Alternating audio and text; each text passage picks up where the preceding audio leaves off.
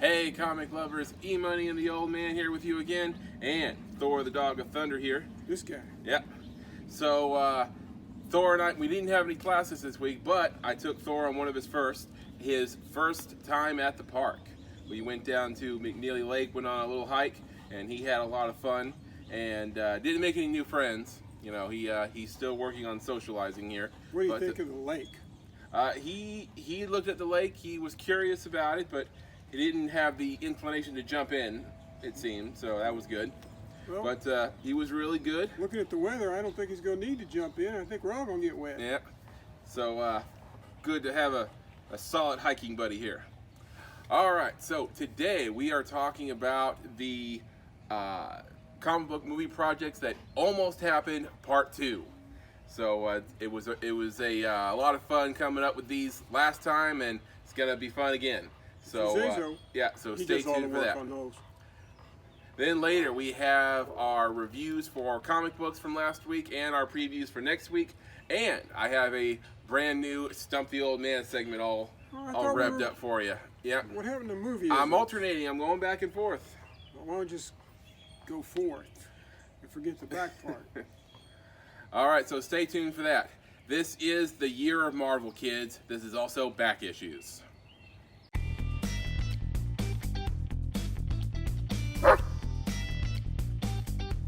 All right, comic lovers. So before we get started today, don't forget to subscribe to our channel, turn on your notifications, give us a thumbs up, and if you like, leave us a comment. We'd like to hear from you guys. All right, so comic book projects that almost happened. I have 6 brand new ones here for you. All right, so first one, Bo Derek's The Dazzler. So we've mentioned before on this show how the first Marvel movie ever, surprisingly, was Howard the Duck in 1986. Howard the Duck. Mm-hmm. But what if 6 years earlier they had done a different project? Well, that's what Marvel tried to do in 1980. They were trying to get a film off the ground for their brand new character, the Dazzler.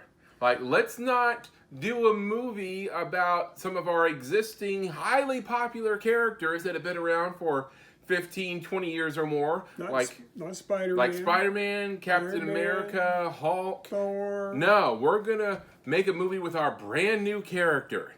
So the Dazzler is at this point, is a disco singer with light powers fighting crime in roller boots. Mostly she just used her light powers to give her one hell of a stage show. Yep. So, like what I just said, like, so 1980, right? So, who would they get to play the title character? Oh, by the way, the premise for this project is online. You can find it.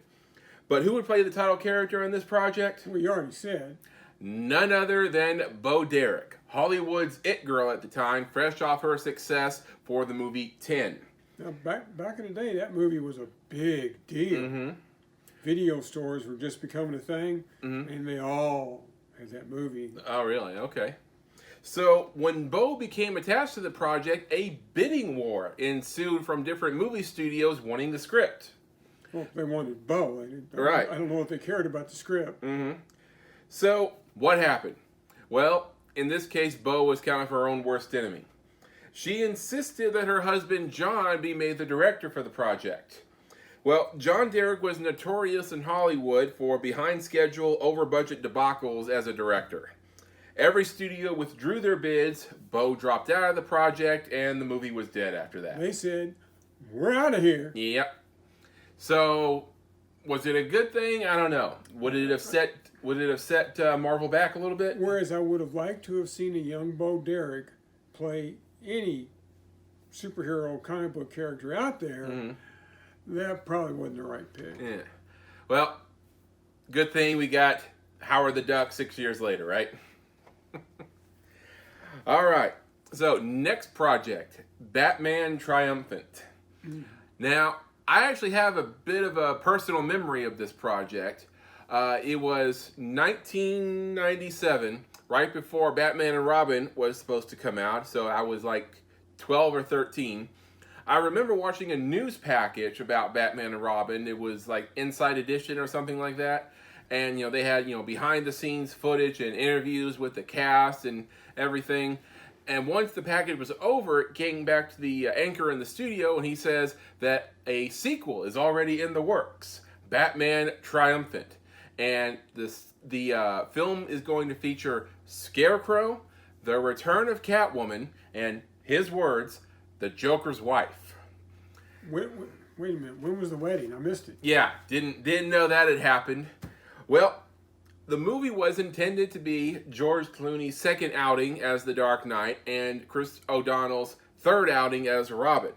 The dynamic duo would be exposed to the Scarecrow's fear toxin, which would allow for Jack Nicholson's Joker from the first film to return. But we all know the flop that was Batman and Robin, and plans for the sequel were dropped with extreme prejudice. Absolutely. Mm-hmm. However, the Scarecrow did manage to make his way into a Batman film with Christopher Nolan's Batman Begins years later. But he was drastically underused. Oh, yeah. And the fear toxin was completely misused as well, because it was, you get it with the fear toxin, anyone who's standing in front of you becomes this big scary monster. It doesn't become like, your fears manifested, like, afraid of spiders or snakes or whatever. The fear gas in the comic books is much more intense. Oh, yeah.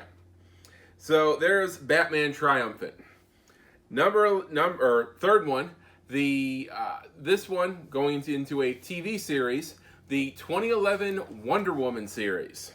Now, the character of Wonder Woman has been really hot and cold in media over the years. Oh, yeah. The 1975 Linda Carter Wonder Woman series, hot. At first. Go ahead. The 1974 TV movie starring Kathy Lee Crosby, cold. The first big-budget solo film with Wonder Woman starring Gal Gadot, hot. Its sequel, Wonder Woman 1984, cold.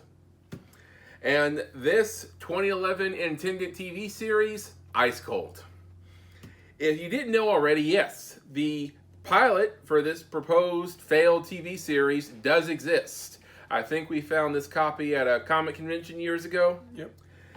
So the series would star Adrienne Palicki as Wonder Woman, who you may know as Bobby Morse, aka Mockingbird in Agents of S.H.I.E.L.D., and she would go on to play Commander Grayson in The Orville.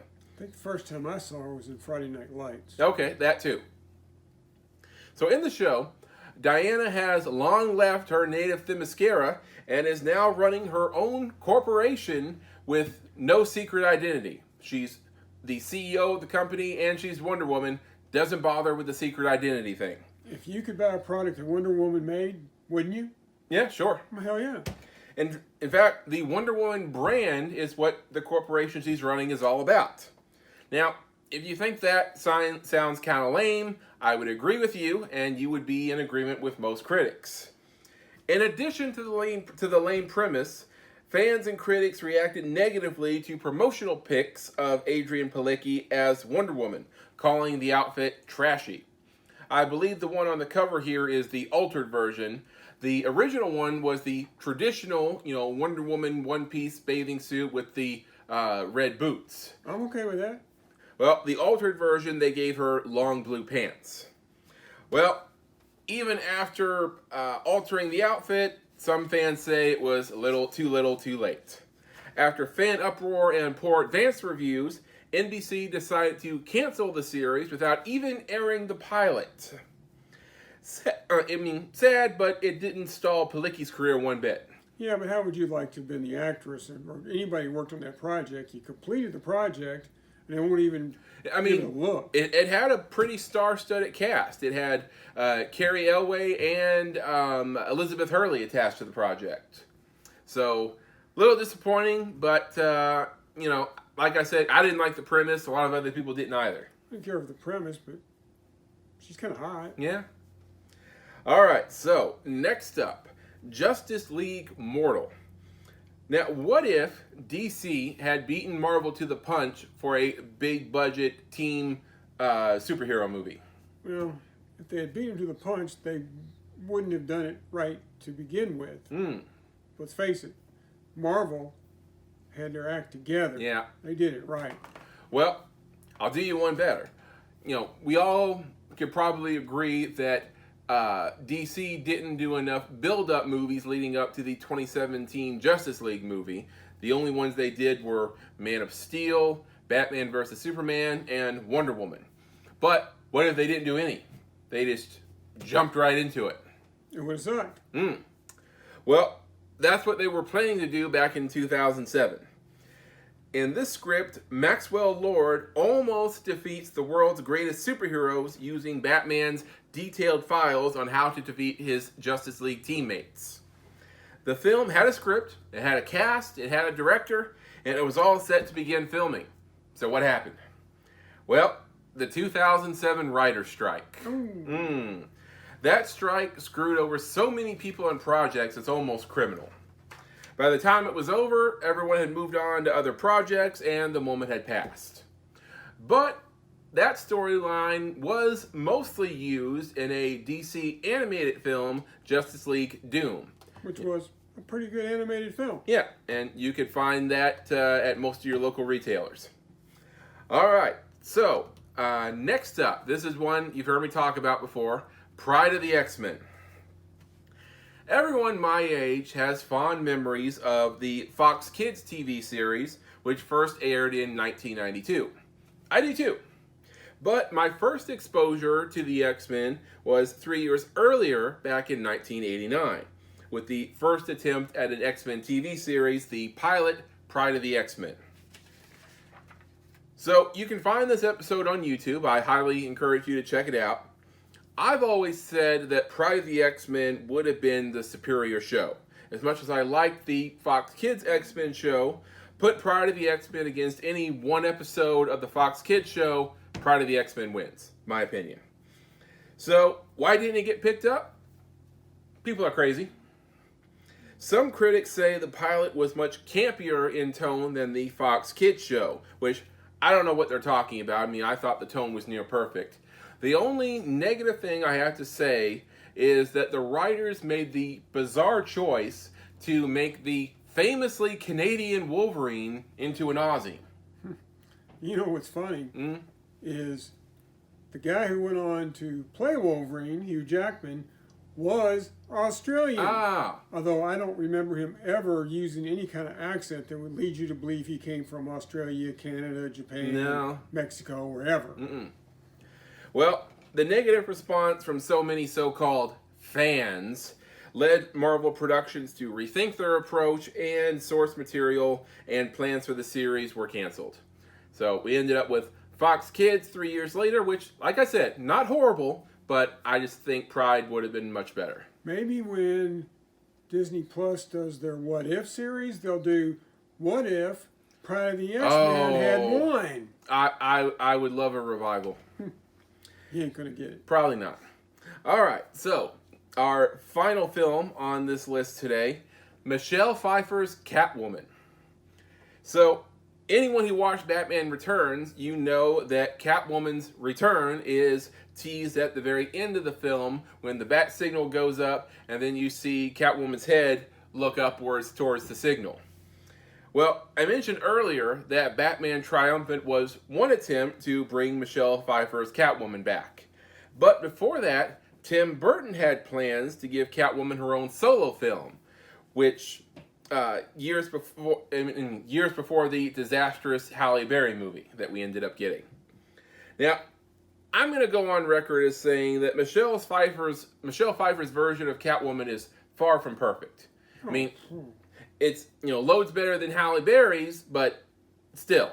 I don't know. Halle Berry's was closer to the source material. Yeah. I mean, Catwoman is a cat burglar. She's a thief with fleeting moments of heroism. In Batman Returns, she's just a good old-fashioned psychopath hell-bent on revenge with a bit of a leather fetish. She'd be cray-cray. Yeah. So, the intended 1995 spin-off film was going to be a definitely not fun for the whole family film. So what happened? In 2 words, studio politics. The studio was concerned that the movie wouldn't match the tone of the Joel Schumacher Batman movies who had taken over the franchise. Aww. Yeah. Well then, even though Tim Burton still wanted to make it, after the flop of Batman and Robin, the studio wouldn't touch it with a 10-foot pole. And the movie was dead, and Michelle Pfeiffer never got to return as Catwoman. But, now Michael Keaton is coming back as Batman, so I don't know. Maybe we'll get a Michelle Pfeiffer Catwoman in the future. Only if she figures stuff out. I mean, she's Michelle Pfeiffer not opposed to playing comic book characters now. She just played the original Wasp in the MCU. So everybody wants to be in one of those superhero movies. Sure, I want to be in one. Absolutely. All right, so there you have it for 6 comic book projects that almost happened. And I said in the first one that I have plenty more to choose from, and it's still true now. There were plenty on the list that I researched online. I could do 1 more, maybe 2 more, who knows? So stay tuned for that. All right, so there you go. So we have our comic reviews for last week. All right. So something happened that's not happened before when we did our scoring. We always seem to have a couple of comics that tie. Well, this week, when we sat down and gave our scores and averaged them out, see what they came up with, 4 comics tied for number 1.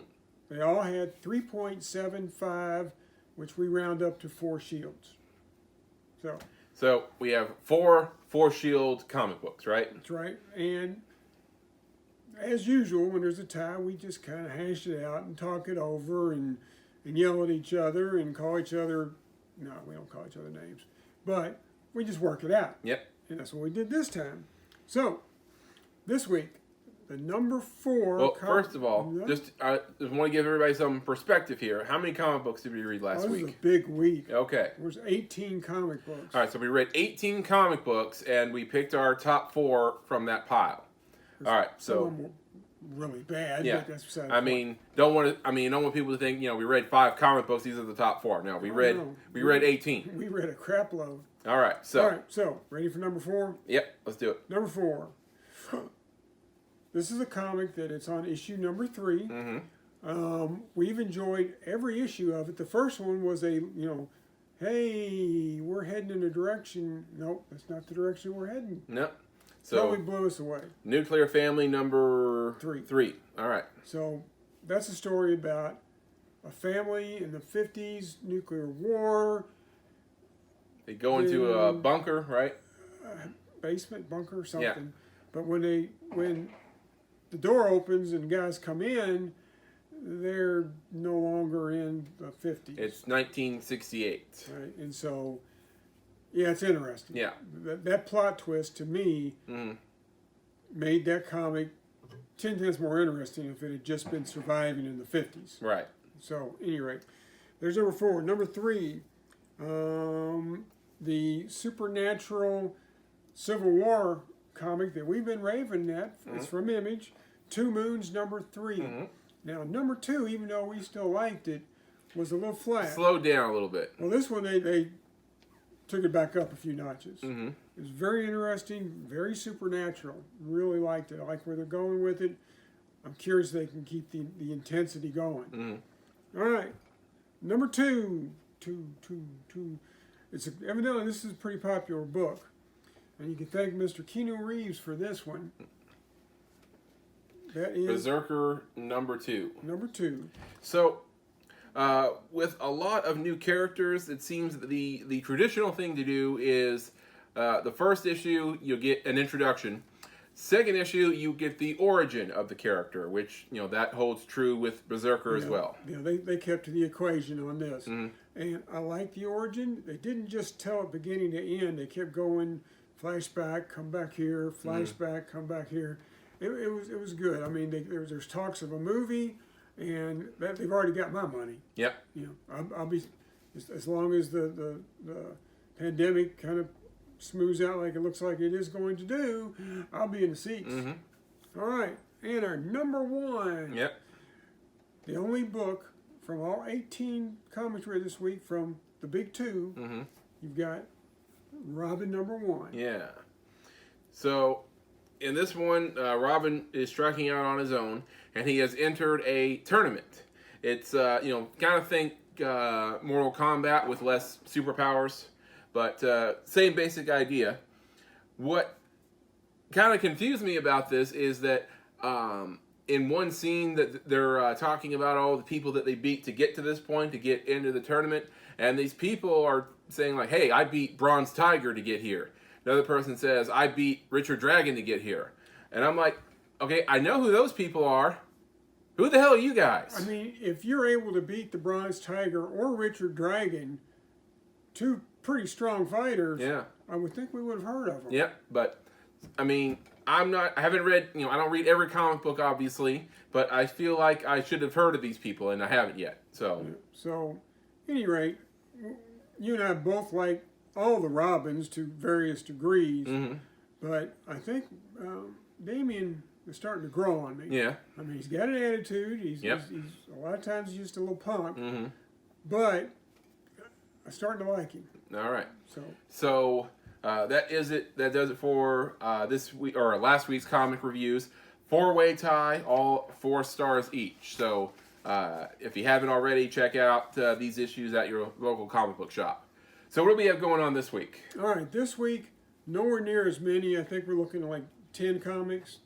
You got some good stuff. I mean, Batman comes out. Marvel's Heroes Reborn. I'm curious about that. There's a Thanos Quest Marvel Tales book, which who knows? I have no idea what that's going to be. But I think the ones I'm most looking forward to is Orville. The Orville, the Seth MacFarlane project.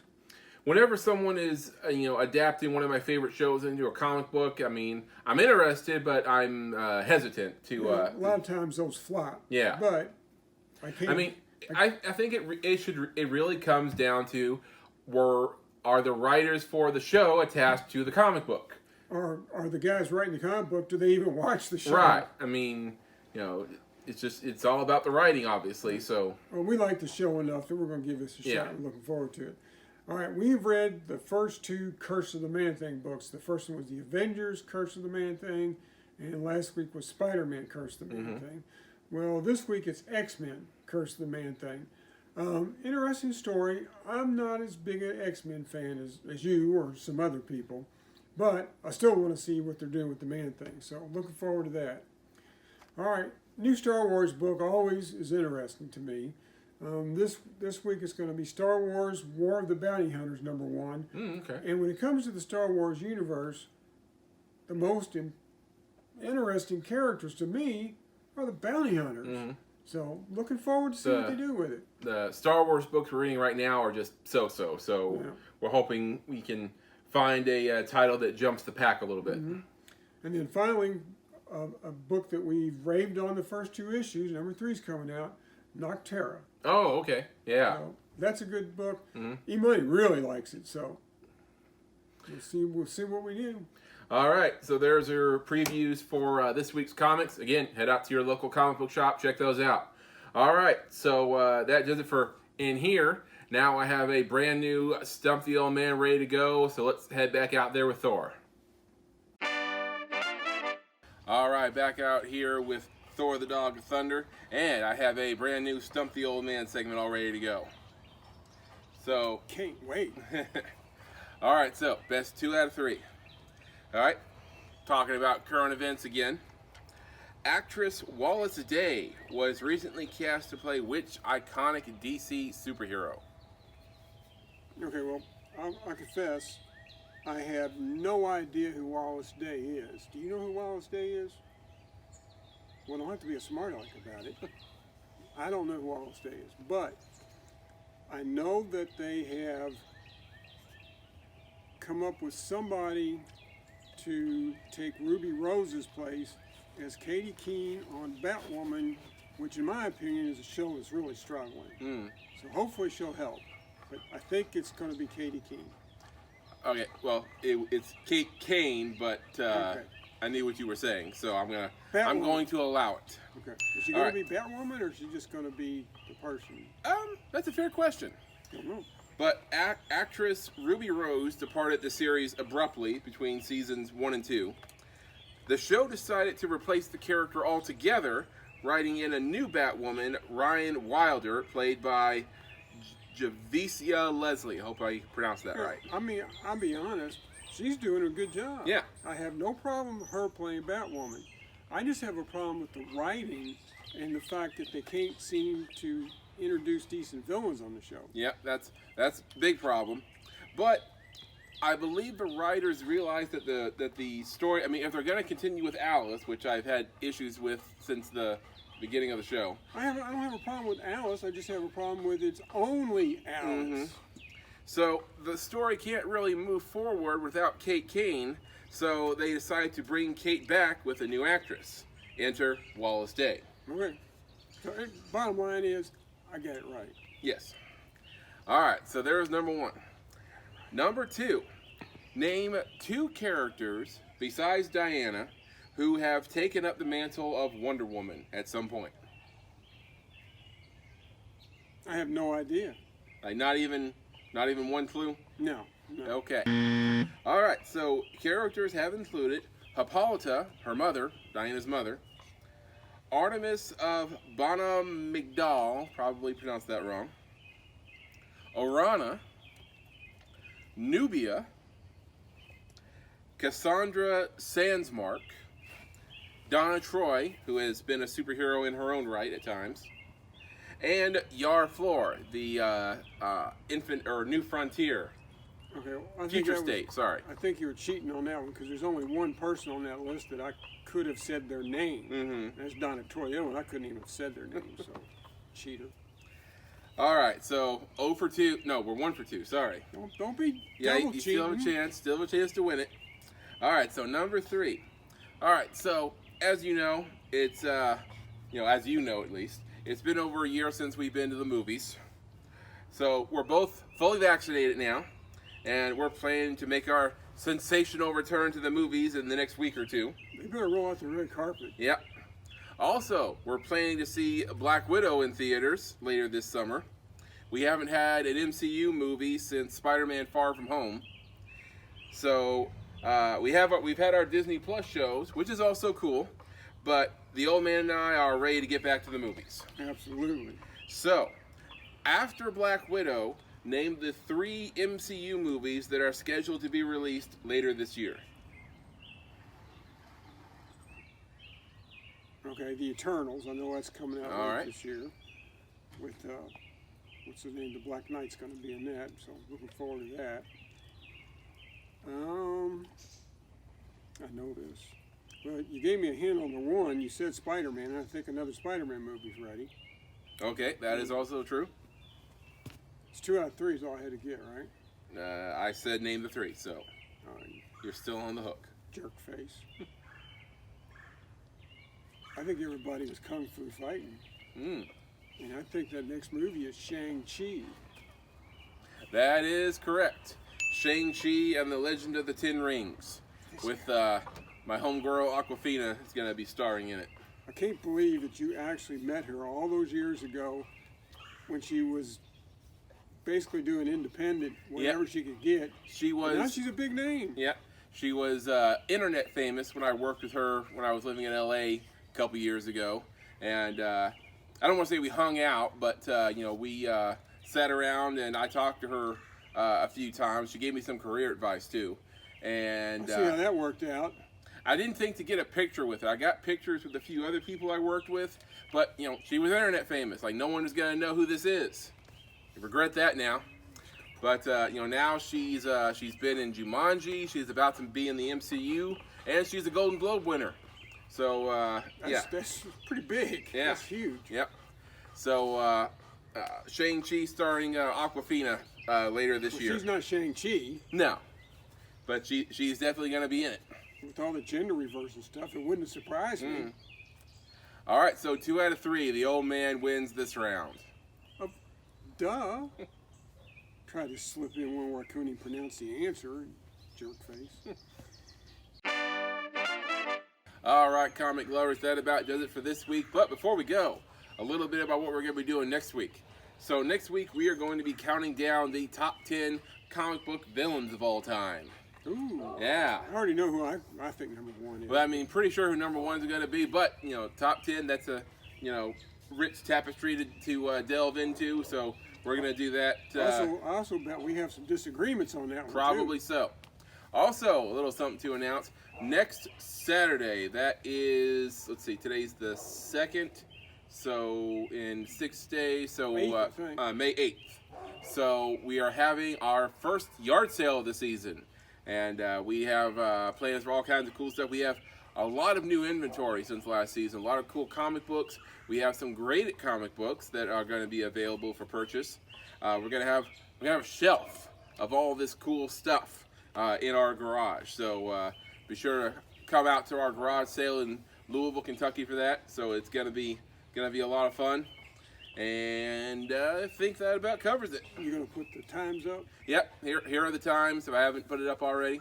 So it's gonna be 10 to 2 is the plan right now. Yeah, normally we start at 8, but it's still gonna be cold. It's gonna be on the cold side. So be a sissy and at least wait a couple hours. Yeah. All right. So be sure to come out to the garage sale for that.